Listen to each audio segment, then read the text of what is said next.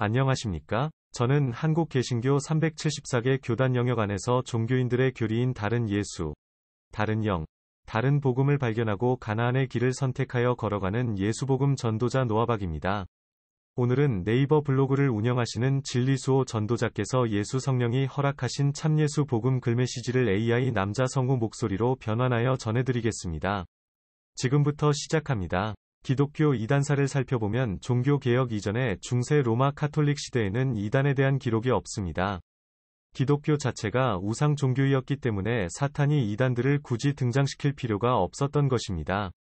기독교에 이단이 등장한 것은 오직 믿음을 부여잡은 채 마틴 루터가 카톨릭을 뛰쳐나와 종교개혁을 이룬 후부터입니다. 비로소 구원의 복음이 전해지자 이 복음을 막으려는 사탄이 이단들을 등장시킨 것입니다. 종교개혁 이후 가장 먼저 등장한 이단은 입신하여 연계를 보는 신비주의 이단이었던 스웨덴 보리 또는 스베덴 보리와 사두선다 싱입니다. 9개 나라 언어를 유창하게 구사하고 천재과학자로 알려진 스웨덴 보리의 영향력은 대단했습니다. 심지어 왕비까지 미혹을 당했고 전 유럽을 신비주의로 물들였습니다. 이 신비주의가 개혁신앙의 불길을 꺼버린 것이라고 봅니다. 개신교의 본산지인 유럽의 개신교가 오히려 더 퇴보한 것은 신비주의 이단의 영향이라고 할 수 있겠습니다.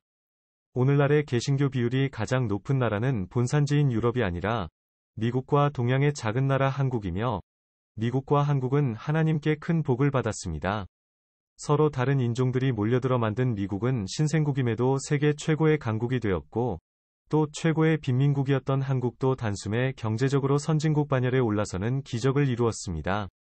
이처럼 하나님께서 복을 주신 미국과 한국의 개신교를 시기한 사탄이 복음을 말살시켜버릴 이단을 등장시켰던 것입니다. 그것은 방언이 터지는 오순절 이단이었습니다. 사탄이 19세기 말에 오순절의 아버지로 불리우는 찰스 파임이라는 거짓 선지자를 등장시킵니다. 찰스 파임은 1873년 출생하여 1929년에 사망했습니다. 입에서 알 수 없는 이상한 소리가 터져나온 찰스 파임은 이것을 오순절 방언으로 오해하여 방언 집회를 개최하여 방언에 불을 지폈습니다. 사람들은 방언이 터지는 체험을 하려고 몰려들었습니다. 뜻모를 방언은 엄청난 의세로 삽시간에 미국 개신교를 초토화시켰으며 마침내 한국으로 건너와 한국의 개신교마저 초토화시켜 버렸던 것입니다. 그들의 집회에는 방언뿐만 아니라 병을 고치고 귀신이 나가며 입신하여 환상을 보고 거짓 성령에 취해 쓰러지는가 하면 황홀경에 빠져 흐느적거리는 등 요사스럽고 신기한 현상들이 나타났습니다. 이 현상은 강한 전파력을 타고 급속히 확산했고 집회마다 사람들이 대거 몰려들었습니다. 오순절 이단들은 이 현상을 대부흥운동이라고 하면서 기념하고 있습니다. 첫째, 현재 유행하는 방언이 왜 사탄인지 살펴봅니다. 선민의식이 강하여 이방인을 괴로 여겼던 제자들에게 방언 은사를 주신 것은 이방인에게 진리를 전하라는 뜻이었습니다. 그러므로 뜻을 알 수 없는 소리는 방언이 아닙니다. 방언은 다른 나라 언어입니다. 성경도 방언에 대해 느헤미야 13장 24절이 아스돗 방언과 유다 방언, 이사야 19장 18절이 가나안 방언, 이사야 36장 11절이 아람 방언, 에스라 8장 9절이 각 민족 방언 등 각 나라 언어를 방언으로 기록하고 있습니다. 또한 오순절날 제자들의 입에서 터진 방언도 16개국의 이방나라 언어였습니다. 사도행전 2장 8절에서 11절까지를 참고하십시오. 천하 각국에서 예루살렘으로 온 사람들이 자신들이 사는 나라의 방언을 듣고 깜짝 놀라 소동했다고 했습니다. 사도행전 2장 5절에서 8절까지를 참고하십시오. 이방나라에서 온 사람들은 사도들의 방언을 사도행전 2장 11절이 하나님의 큰일, 즉 아들을 내어주심으로 알아들었고, 사도행전 10장 46절이 방언으로 하나님을 높이는 것도 알아들었습니다.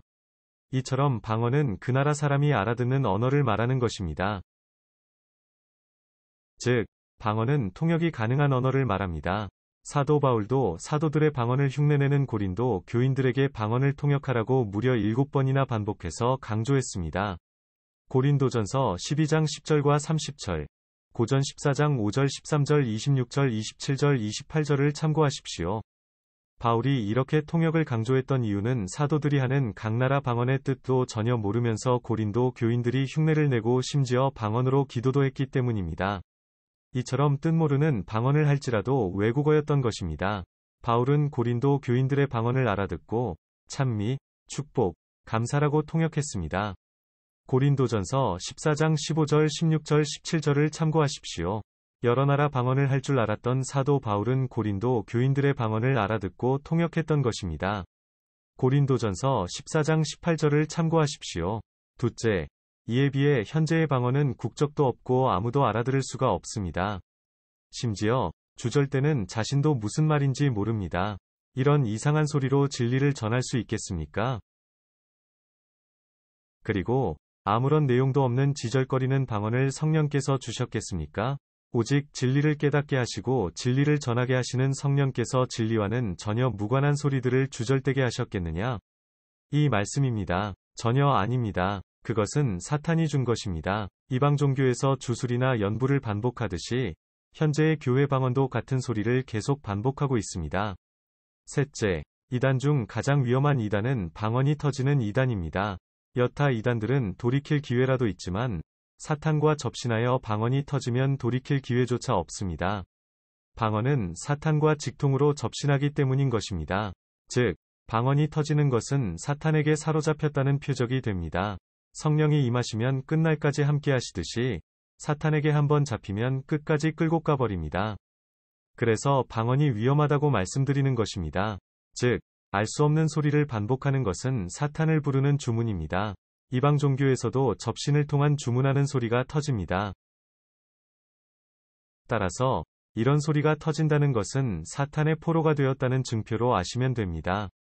그래서 위험합니다. 그러나 다행스럽게도 많은 한국교회 교인들의 방언은 대부분 연습 방언이고 최면 방언입니다.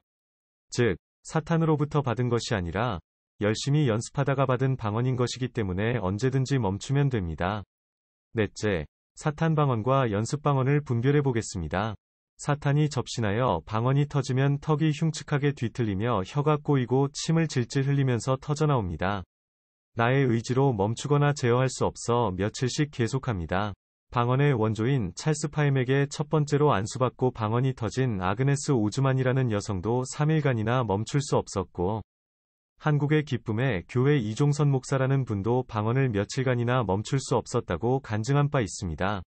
사탄의 방언은 황홀함 즉 엑스타시를 동반합니다. 그래서 눈물이나 웃음이 나오고 방언으로 찬양도 나옵니다. 또 기이한 에너지가 넘쳐서 오랫동안 기도해도 피곤함을 모르고 시간 가는 줄도 모릅니다. 특히 여성 목사들이 방언으로 찬양하면 소름 끼치도록 아름답게 느껴지는데, 이것은 배후에 아름답게 지음받은 미혹의 영인 사탄이 도사리고 있기 때문으로 봅니다. 다섯째, 연습방언은 무엇인지 알아봅니다. 연습방언은 곧 최면방언이라고 말할 수 있습니다. 오랫동안 방언을 흉내내거나 연습함으로써 터지는 방언이 여기에 해당합니다.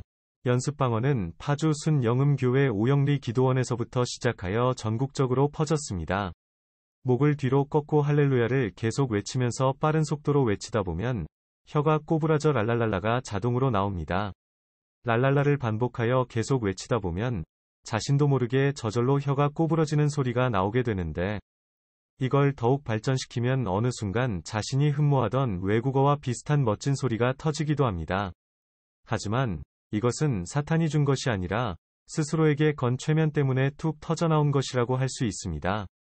이런 연습 방언은 사탄이 준 것이 아니기 때문에 아무리 오래 했어도 언제든지 멈출 수 있습니다. 여섯째, 사탄이 준 방언은 반드시 악한 열매를 맺게 됩니다. 사탄이 준 방언은 처음에는 황홀하여 오래 기도하지만 나중에는 강팍해지면서 악한 열매를 맺습니다. 19세기 최초로 방언이 터진 찰스 파임부터 악한 열매를 맺었습니다.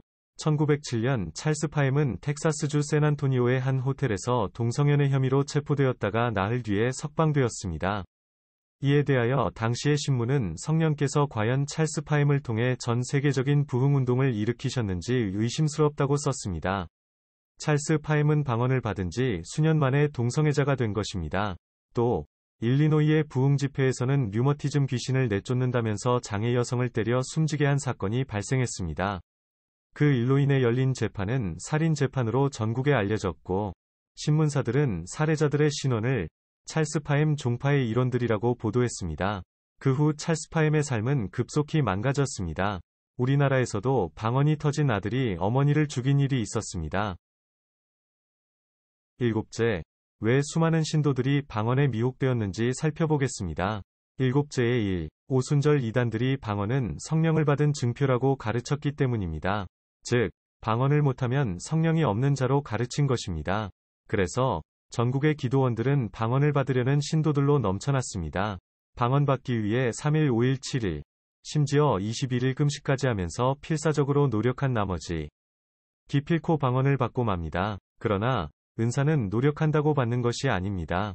은사는 성령의 뜻대로 일방적으로 나눠주신다고 고린도전서 12장 7절부터 11절에 나와 있습니다. 일곱째의 2. 방언은 하늘의 언어이고 영의 기도라고 극찬하는 김영현 감독이나 방언의 능력을 체험하라고 부추기는 박영진 장로와 같은 방언 신봉자들이 설치기 때문입니다. 또 이름이 알려진 예수님을 따르는 아가 영목장 같은 곳에는 방언을 미화해 놓은 글을 수백 개씩 게시해 놓고 손짓방언을 받도록 하고 있습니다. 여덟째, 유명인들이 구원과 무관한 방언을 칭송하는 이유는 무엇입니까? 여덟째의 1. 그들은 사탄의 종들이기 때문입니다. 여덟째의 2. 십자가 복음을 모르기 때문입니다. 하나님이신 예수께서 십자가에 달리셔서 열어주신 구원의 진리를 진실로 알았다면 오로지 십자가만 칭송했을 것입니다. 그러나 십자가를 지식으로만 알고 있기 때문에 구원과 관계없는 방언에 매달려 버리는 것입니다. 아홉째, 대부분의 신도들이 하나님께 비밀로 기도하기 위해 방언 기도를 한다고 주장합니다. 이것은 고린도전서 12장 2절이 영으로 비밀을 말함이라 를 잘못 배웠기 때문입니다. 방언 지도자들은 마귀가 모르게 하나님께만 비밀로 은밀하게 통하는 통로가 방언이라고 가르치고 있습니다. 즉, 비밀로 방언 기도하는 이유는 하나님만 알아들으시고 사탄은 알아듣지 못하도록 하기 위해서라고 말합니다. 그렇다면 하나님께서는 사탄을 경계하며 무서워하십니까? 그래서 사탄이 모르게 비밀로 기도하라고 방언을 주셨습니까? 이것은 하나님의 능력을 과소평가한 것입니다. 전지전능하신 하나님께서는 우리의 입에서 말로 나오기 전이 생각까지도 미리 아시는 분이신데 이러하신 하나님께서 방언으로 기도할 때만 들으시겠습니까? 열째, 방언 전도자들은 고린도전서 14장을 방언의 교본으로 삼고 일명 방언장이라고 부릅니다. 사탄의 앞잡이들은 고린도전서 14장을 교묘하게 왜곡시켜서 뜻을 알 수 없는 소리를 하늘의 언어이니 천국 본향의 언어이니 천사의 말이니 하면서 사탄과 연결해주는 중매서는데 열을 올리고 있습니다. 그러나 방언장이 과연 사도 바울이 방언을 권면하는 장입니까? 결코 아닙니다. 오히려 방언을 꾸짖고 책망하는 구절로 가득 차 있습니다. 검은고 같이 생명 없는 것, 너희를 미쳤다 하지 않겠느냐? 분명치 못한 소리, 허공에다 하는 말, 무엇이 유익하리요? 깨닫는 마음으로 5마디 말을 하는 것이 1만 마디 방언보다 낫다. 어지러움의 하나님이 아니라 뜻없는 소리는 없나니 열매 맺지 못하리라. 이런 말들이 방언을 권면하는 말인지 잘 살펴서 성경 구절을 보셨으면 합니다. 사도 바울의 호통과 꾸짖음의 말들인데 방언을 권면하고 독려하는 것으로 잘못 받아들이면 어떡합니까? 왜 사도의 꾸짖음 앞에서 눈을 가리고 귀를 막는 것입니까?